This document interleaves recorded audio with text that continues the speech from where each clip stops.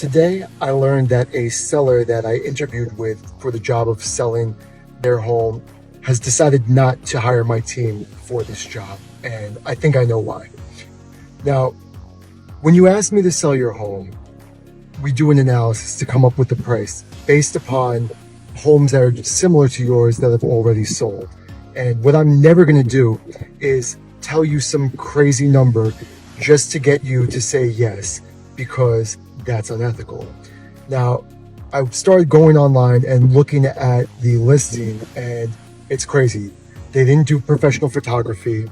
They didn't do drone work. There were no floor plans, no video, and it's just wild. And when I saw the price, it was listed significantly higher than the number that I said.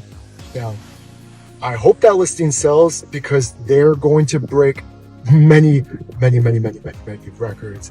But in all fairness, it's just not going to, and you deserve better than that when you do these sorts of things.